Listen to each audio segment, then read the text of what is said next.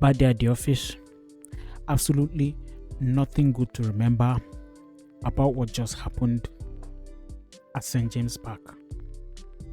I can't even blame the players. It was not a lack of effort. They barely had a 72-hour rest after a grueling battle against Athletic Club in La Liga. They flew straight away from the Basque Country to Newcastle. So there was not enough time for recovery. There was not enough time to rest up. And they just had to go and play another very tough fixture. We all know how Newcastle like to play. They like to press deeply and strongly. They have very physical players all over the pitch. Tall, big, strong. A prototypical Premier League team. But they are not just a prototypical Premier League team. They play high octane energy pressing football. So I take nothing away from the players. It is not a game to remember. It is a game to forget. That we almost let slip from us. This game, in my opinion, was about to end 1-0 until, Malik Tau got body fainted by Dani Olmo, and then he stuck a leg out to clear the ball, but he got the man. And I will say kudos to Olmo for making a big fuss out of that, because if he had decided to stay his ground and take the shot, there probably wouldn't be a penalty. But there was sufficient and consequential contact enough for Olmo to go to the ground and for the ref to point to the penalty spot without a doubt. So kudos to Olmo for that. In this short cameo that he played, he was impactful. That penalty was genius, in my opinion. Created by him, won by him, and handed over to the king of Catalonia, Lamine Yamal. Almost everybody on the pitch was below their best. I'm struggling to pinpoint who was excellent in that game. I'm not blaming the players. Joan Garcia, I've always hailed you to be the best goalkeeper in the world. But what was that, brother? What was that, brother?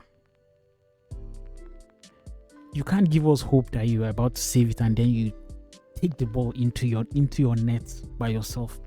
That was an absolutely savable goal. He saved it, but he took it into the net. An absolutely shaky game from Joan Garcia. It felt as though the St. James Park crowd got to him. They got in his psyche. They got in his mental. He looked shaky all game. He did make some crucial saves. To be fair, he did make some crucial saves, but he wasn't assured as we know Joan Garcia to be. Poor game from him. At left back, João Cancelo. João Cancelo was getting cooked today by Elanga.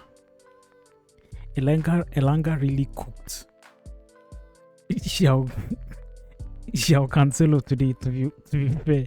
He was absolutely cooked today. Most of the chances Elanga had and fluffed, he was beating Cancelo in almost every aspect of the game. In foot race, João Cancelo looked very exhausted. He was one of the warriors of the failed remontada. João Cancelo looked cooked today.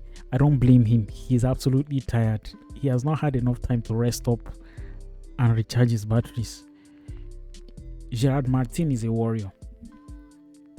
And I know he used to be the meme of FC Barcelona and they were calling him Maldini for that, but he put in a solid performance. I'll say he's one of the few that the eye test showed that he put in a solid performance today. There were some passes he was giving that were absolutely good.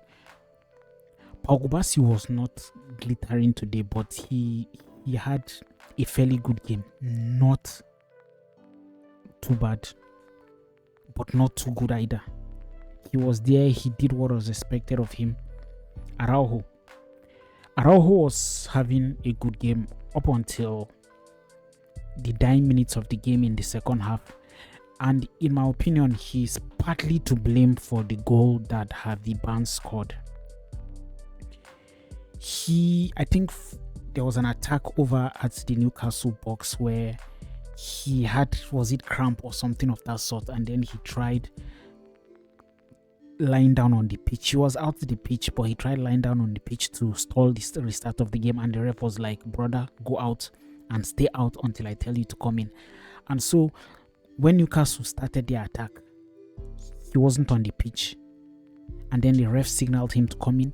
He went, but he didn't take position. Rafinha was covering him, and then Rafinha now is the main culprit for the goal Javi Barnes scored. He was ball watching. He wasn't the only one, but he was the one handling the far post to the right. He was not aware of Javi Barnes, or he simply didn't care. He thought the game was over, and Javi Barnes was attacking the far post. That's how Javi Barnes was able to score.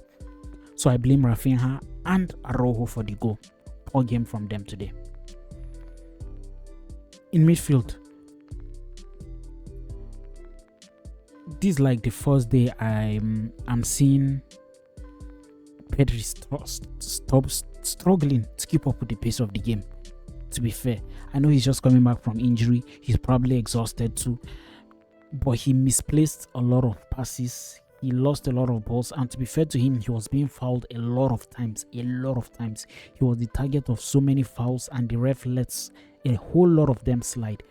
So he was being kicked around in the pitch, but he wasn't at his best too. I think he ended the game with about 80 something percent, about 80 to 85%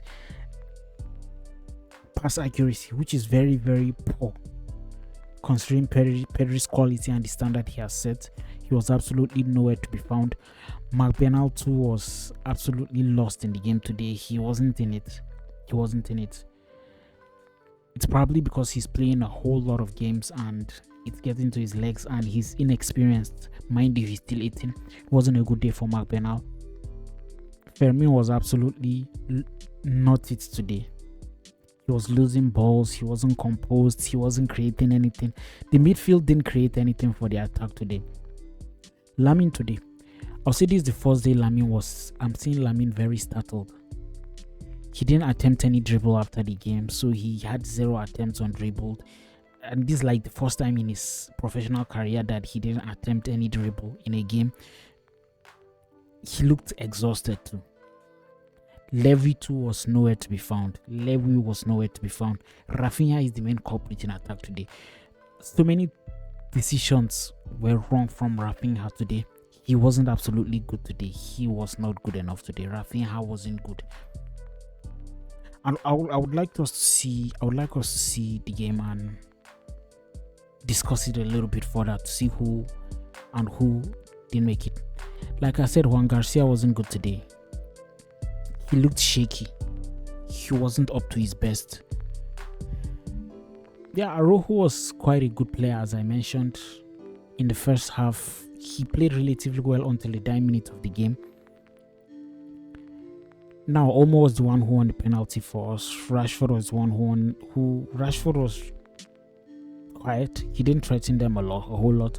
Casado came in after Marc Bernal went out due to sprain. I would say Javier Espat made his debut today and he looked absolutely fantastic. Flick was calling him Philip Lam.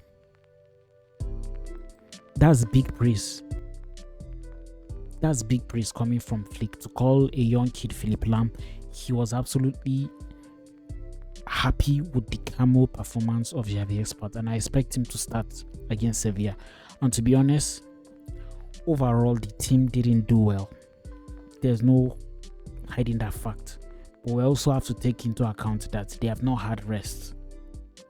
They basically played Newcastle 2 days after playing Athletic Club.